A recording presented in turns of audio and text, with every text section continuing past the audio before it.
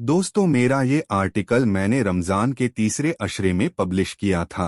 आज तक के सभी आर्टिकल में सबसे ज्यादा इस पोस्ट को पढ़ा गया, इस पर अमल भी किया गया और शुक्र है अल्लाह सुभान व तआला का, वो आज अपनी जिंदगी हंसते खेलते गुजर बसर कर रही हैं। आर्टिकल का नाम है, उसी नजर को तेरा इंतजार आज भी है।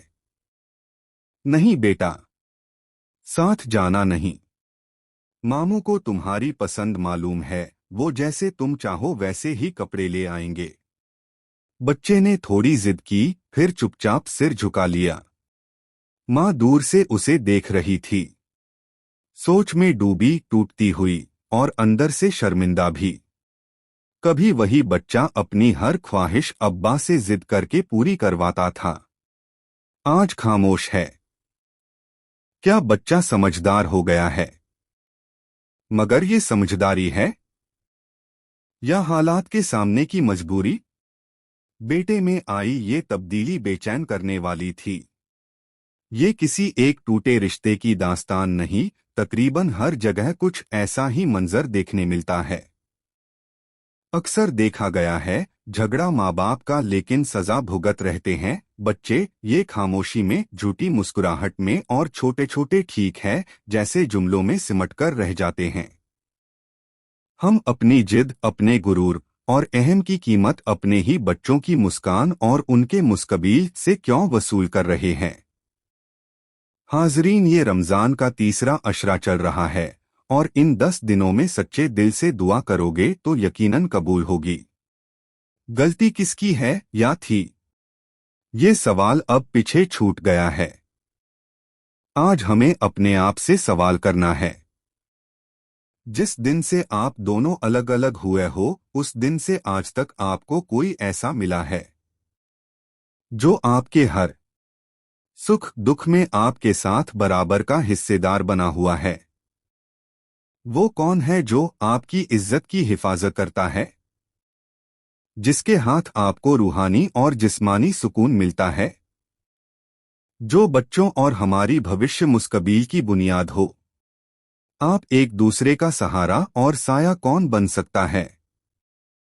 यकीनन आपको जवाब मिल गया होगा, वो सिर्फ और सिर्फ आपका निकाह किया हुआ हम सफर ही है। जरा सोचकर बताओ, वो जो आपकी कमजोरियां, खामियां और खूबियां जानता है, आपकी सच्चाई भी जानता है, आपका पास्ट भी जानता है, आपकी गलतियां भी जानता है, और फिर भी आपको छोड़ता नहीं, बल्कि कहता है, हम हैं, फिर से शुरू करेंगे। एक दूसरे से जुदा हुए हो तब से आपने दुनिया भर के रिश्तेदार, दोस्त, अहबाब और आसपास के हर लोगों की हमदर्दी का तमाशा कैसा है? अब तक आपको झूठे और खोखले रिश्तों की पहचान हो गई होगी। रिश्ते का नाम तो होता है, लेकिन एहसास, जिम्मेदारी, भरोसा, वफा और अपनापन गायब हो चुका है।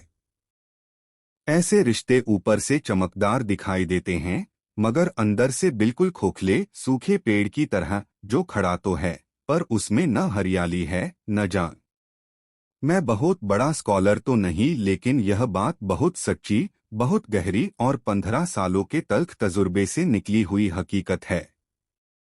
आप समझदार हैं, कम से कम अपने बच्चे के मुस्तकबिल के लिए तो आपस में समझौता कर लो। देखो, रमजान का महीना चल रहा है, सच्चे दिल से दुआ करगो तो जरूर कबूल होगी। अल्लाह ताला दिलों के भेदों को जानने वाला और दिलों को फेरने वाला है। क्या पता उस नजर को तेरा इंतजार हो रहा होगा। आपके पहल करने से आप छोटे नहीं हो जाएंगे।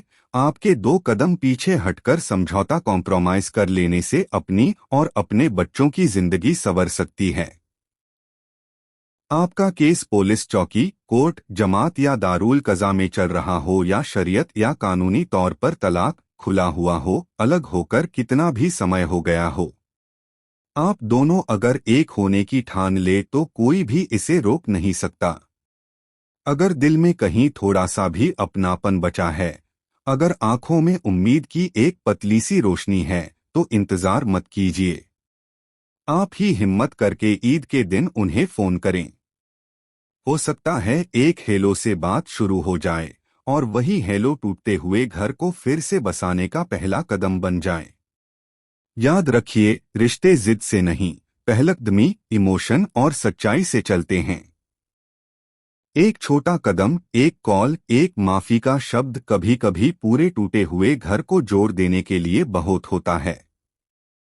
अपने बच्चे, अपने परिवार और अपने खुद के लिए आज ही पहल कीजिए। इंशाअल्लाह बात बन जाएंगी।